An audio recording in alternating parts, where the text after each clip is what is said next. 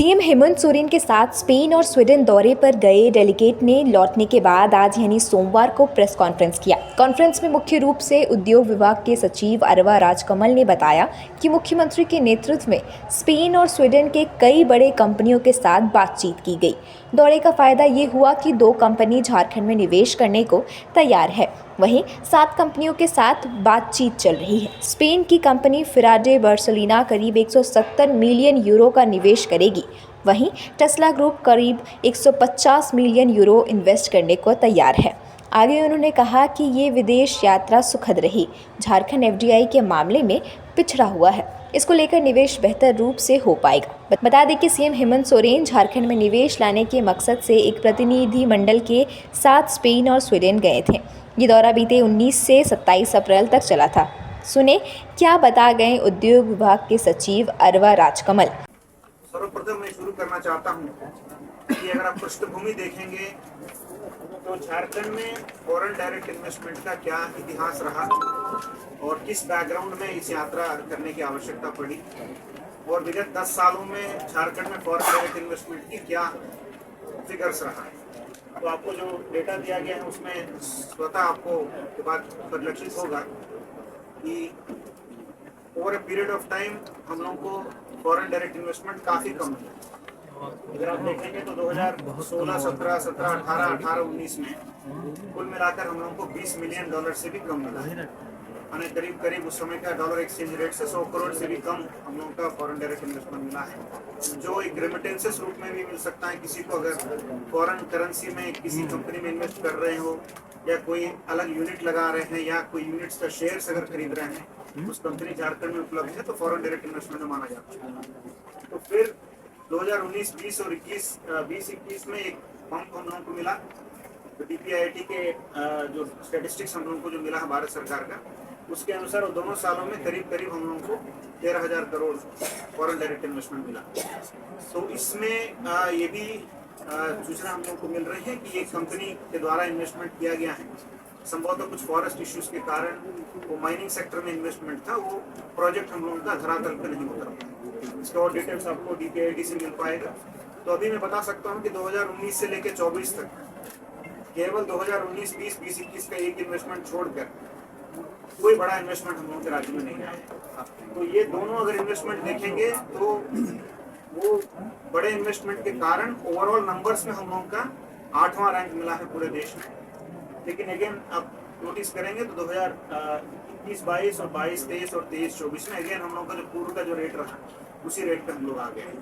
अभी foreign direct investment में हम लोग पूरे देश में 31वां पोजीशन है। ये काफ़ी अलार्मिंग बात है। फॉरेन डायरेक्ट इन्वेस्टमेंट में आप दूसरे राज्यों को देखेंगे, हम लोगों से ऊपर जो महाराष्ट्र है, कर्नाटका है, गुजरात है, दिल्ली है, जो छोटा राज्य है दिल्ली भी हम लोगों से ऊपर है, तमिलनाडु है, हरियाणा है, तेलंगाना है। तो अभी इसी बात को हाईलाइट करते हुए फॉरेन डायरेक्ट इन्वेस्टमेंट ज़्यादातर माइनिंग सेक्टर, स्टील सेक्टर और ऑटोमोबाइल सेक्टर में जनरली इंडिया में आता है। तीनों सेक्टर में पूरे देश में हम लोग ज़्यादा कंट्रीब्यूट करने के बावजूद हम लोग के राज्य में फॉरेन डायरेक्ट इन्वेस्टमेंट कम आ रहा है। तो इसलिए एक मुख्य कारण ये भी हो सकता है कि पूर्व में इस तरह का हाई लेवल डेलीगेशन 2016 के बाद झारखंड छोड़िए मतलब पूरी किसी भी देश में विजिट नहीं किया। एक विजिबिलिटी का कमी हो गया। मैं कोई विशेष नाम नहीं लेना चाहता हूँ, लेकिन आप भी न्यूज़ कवर करते हैं तो देश के कई सारे ऐसे राज्य हैं, ऐसे मुख्यमंत्री महोदय हैं, ऐसे हाई लेवल डेलीगेशन हैं, तो सालों में 4-5 विजिट इस तरह का करते हैं। तो एक तरह का विजिबिलिटी की कमी होना भी एक इम्पोर्टेंट मैं मानता हूँ कि ड्रॉबैक है। इसी एनालिसिस के तहत हम लोग लुक ईस्ट और लुक वेस्ट दोनों तरफ पॉलिसी हम लोग बनाए हैं, क्योंकि विगत विजिट 2016 में यूएस और कनाडा में हुआ था। तो जो भी कारणवश वहाँ से ज़्यादा इन्वेस्टमेंट हम लोग को जो आशाजनक नहीं आए, तो हम लोग यूरोप का भी हम लोग वहाँ हम लोग फोकस नहीं कर पाए। और डीपीआईटी के स्टैटिस्टिक्स के तहत भी हम लोगों को यूरोप से ही 98% हम लोगों को इन्वेस्टमेंट आया था। तो इसीलिए यूरोपियन कंट्रीज का हम लोगों का प्राथमिकता रहा। कुछ देशों में फोकस किए, वहाँ अभी चुनाव हो रहा है, कहीं स्थिति इतना कंड्यूसिव नहीं है इन्वेस्टर समिट करने के लिए, तो वहाँ के एम्बेसी से हम लोग संपर्क किए। तो जो पॉजिटिव रिस्पांस जहाँ मिला, वैसे देश स्पेन और स्वीडन में हम लोग का टीम विजिट किया। एक सदर्न पार्ट ऑफ यूरोप में, एक नॉर्थर्न पार्ट ऑफ यूरोप में। तो इसी तरह हम लोग ईस्टर्न साइड भी, जापान, ताइवान और ऑस्ट्रेलिया को भी हम लोग अभी इन्वेस्टमेंट डेस्टिनेशन के रूप में आइडेंटिफाई किया। संभवतः फ्यूचर में इस तरह भी हम लोग कार्यक्रम करेंगे। इसके साथ साथ कई सारे इसमें इम्पोर्टेंट फैक्टर्स जैसे स्टील, मेटलर्जी, माइन रिक्लेमेशन, ये सब पे प्रोजेक्ट्स हम लोग लेने के उद्देश्य के साथ वहाँ गए। स्पेन विशेषकर अभी 2026 साल जो है इंडिया और स्पेन के बीच में एक विशेष साल के रूप में मनाया जाएगा। बायलैटरल रिलेशंस का 75 ईयर्स कंप्लीट होने के विशेष अवसर पर 2026 इंडो स्पेनिश कोलैबोरेशन ईयर के रूप में हम लोग मनाते हैं। तो एम्बेसी से भी काफ़ी पॉजिटिव रिस्पॉन्स हम लोग को मिला, क्योंकि आप जानते हैं कि डिफेंस सेक्टर में भी स्पेन इंडिया में इन्वेस्ट कर रहा है। गुजरात में अगर आप देखेंगे तो एयरबस स्पेन का कंपनी है, वो हम लोग के एयरक्राफ्ट बनाते हैं। तो इसी उद्देश्य के साथ हम लोग ज़्यादा सबमरीन्स भी इंडिया के लिए स्पेनिश कंपनीज बना रहे हैं, और इंडिया में 280 स्पेनिश कंपनीज ऑलरेडी काम कर रहे हैं।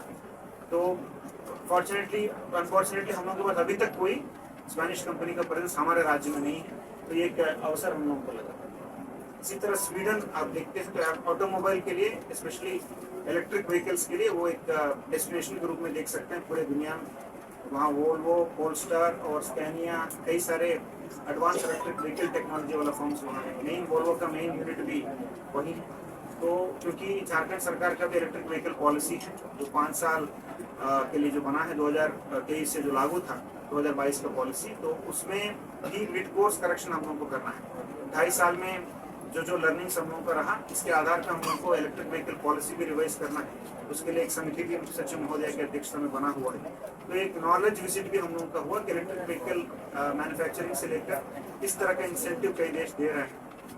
और इस साल विशेषकर स्वीडन इसीलिए इम्पोर्टेंट है कि इलेक्ट्रिक व्हीकल सिंपोजियम जो 38th एडिशन इस बार वहाँ हो रहा है, तो पूरे विश्व में एक देश में एक बार होता है। लास्ट ईयर ये साउथ कोरिया में हुआ, इसके पहले अमेरिका में हुआ, तो इस बार वो स्वीडन के गोथनबर्ग में जून महीने में होने वाला है।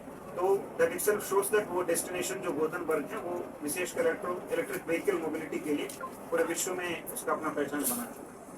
तो इसी उद्देश्य के साथ हम लोग विजिट किए। तो 5-6 उद्देश्य हम लोगों का मेन था, other than attracting foreign investment leads, green technology partnerships को एक्सप्लोर करना, वहाँ के बेस्ट प्रैक्टिसेस से जितना सीख सकते हैं वो सीखना, और जॉइंट वेंचर्स और नॉलेज ट्रांसफर पार्टनरशिप के लिए भी कुछ आगे कदम रखना, और इन्वेस्टमेंट अपॉर्चुनिटीज को प्रेजेंट करना। झारखंड का इन्वेस्टमेंट पॉलिसी ऑलरेडी है, AIPBB, और इसके साथ साथ EV पॉलिसी है, कई सारे इन्वेस्टमेंट पॉलिसीज हमारा है, पॉलिसीज प्रेजेंटेशन करना भी इसमें उद्देश्य रहा। और एक वहाँ के पब्लिक के साथ भी कल्चरल रिलेशनशिप बनाने भी हम लोगों का एक प्रयास रहा। वहाँ इंडियन डायस्पोरा के साथ भी माननीय मुख्यमंत्री जी के अध्यक्षता में डेलीगेशन कई बार मीटिंग किया। तो वहाँ जब इंडियन डायस्पोरा के साथ हम लोग इंटरेक्ट करते हैं, क्योंकि पूरे विजिट भारत सरकार के पॉलिटिकल क्लियरेंस के उपरांत एक डिप्लोमेट के नाते वहाँ के जो हायर अथॉरिटीज हैं हमारे राज्य का, वो अटेंड किए हैं। तो न केवल वो झारखंड बल्कि पूरे देश को भी रिप्रेजेंट कर रहा है। तो एम्बेसी के साथ हम लोगों का सभी कार्यक्रम कोऑर्डिनेट होते हैं। तो अगर आपको प्रेजेंटेशन नहीं दिख रहा है तो मैं आपको फोटोज भी सर्कुलेट करूँगा। इसमें फर्स्ट डे हम लोग जो विजिट किए हैं, क्योंकि वो ईस्टर वीक है, तो ईस्टर है, विशेष दिन है वहाँ, स्पेशली यूरोप के लिए। और वहाँ सग्राडा ला फेमिया एक विश्व विख्यात एक यूनेस्को साइट है, अंडर कंस्ट्रक्शन बड़ा चर्च है, जिसमें वहाँ के जो consulate general of India office है बार्सिलोना, उनके अनुरोध पे हम लोग वहाँ भी विजिट किए हैं। तो वहाँ एक टेम्पल मैनेजमेंट के बेस्ट प्रैक्टिसेस, फॉर एग्जांपल वहाँ ऑडियो गाइड का सिस्टम है, जैसे आप देवघर में भी देखेंगे तो मंदिर में किसी को आप गाइड के रूप में कोई बताएंगे तभी आपको पता चलेगा। एक ऑडियो गाइड सिस्टम है जिसमें आपका डिजिटली आप जिस पॉइंट पे जाते हैं वहाँ उसका विशिष्टता क्या है वो आपको ऑडियो में आता है। एक अच्छा सुंदर व्यवस्था है, उसका भी वहाँ स्टडी करने का अवसर हम लोगों को मिला। उसके बाद स्पोर्ट्स ऑर्गेनाइजेशन के साथ वहाँ कंसुलेट जनरल ने हम लोगों को मिलवाने के कार्यक्रम किया, जिसमें जो यूरोप का सबसे बड़ा स्पोर्ट्स स्टेडियम है, वो 1 बिलियन यूरो के कॉस्ट से वहाँ बार्सिलोना में जो बन रहा है, उसे कंस्ट्रक्शन से लेकर उसका फाइनेंसिंग तक किस तरह का प्राइवेट एंटरप्राइज को मोटिवेट करते हुए कैसे वो स्टेडियम को बनाया है और क्लब का क्या ऑर्गेनाइजेशनल स्ट्रक्चर है। जैसे हम लोग को भी JSCA हैं, कई सारे स्पोर्ट्स ऑर्गेनाइजेशन हैं, उसमें किस तरह का उनका जो गवर्नेंस व्यवस्था है, कैसे बोर्ड बनता है, बोर्ड कैसे फाइनेंसिंग रेज करता है, कैसे स्पोर्ट्स इंफ्रास्ट्रक्चर डेवलप करते हैं, वहाँ से लेकर यहाँ का जो टैलेंट है, क्योंकि बारसा का ऐसा है कि वो हॉकी में भी उनका टीम वुमेन टीम है, कई सारे स्पोर्ट्स में उन लोगों का कोचेस रहते हैं। तो बारसा का जब भी वो इंडिया आते हैं तो उनका दिल्ली, मुंबई, बेंगलुरु में उन लोगों का स्पोर्ट्स कैंप्स होता है, जहाँ जो टैलेंटेड यूथ थे उनको वो सेलेक्ट करते हैं। तो इस बार हम लोग विशेषकर अनुरोध किया, क्योंकि एक सेंटर एस्टेब्लिश करने के लिए काफ़ी स्ट्रांग रिलेशन होना चाहिए, बार बार हम लोगों का विजिट होना चाहिए। तो पहला विजिट हुआ तो हम लोग कम से कम एक कैंप हम लोगों का रांची में ऑर्गेनाइज करने के लिए उनसे अनुरोध किए, तो बारसा में पॉजिटिवली रिस्पॉन्ड किया। इसके बाद हम लोग यहाँ से लीड लेकर हम लोग उनसे अप्रोच करेंगे। बार्सिलोना का ही एक फेमस फुटबॉल टीम है RCD एस्पेनियोल, तो डायरेक्टर स्पोर्ट्स के आपको डिटेल बताएंगे। उन्होंने हम लोगों के अनुरोध को मानते हुए हमारे कोचेस को ट्रेन करने के लिए एक MOU साइन करने के लिए लेटर ऑफ इंटेंट भी हम लोगों को दिया। तो इसी के साथ साथ वहाँ चेक रिपब्लिक के एक टेस्ला ग्रुप है, वो बैटरी मेकिंग कंपनी है। Don't confuse it with Tesla of American group. वो टेस्ला दूसरा व्हीकल्स बनाता है, इलेक्ट्रिक व्हीकल्स। ये बैटरीज बनाने वाला कंपनी है, they are the earlier Tesla group. तो यूरोप में एक्टिव है। तो उनके रोमानिया में एक प्लांट ऑलरेडी अंडर कंस्ट्रक्शन है, उसके बारे में उन्होंने प्रेजेंटेशन भी डेलीगेशन के सामने दिया, और उनका ऑफर रहा कि रोमानियन के बराबर प्लांट हम लोग झारखंड में भी एस्टेब्लिश करेंगे। But they didn't disclose it, but they are already in discussion with another state.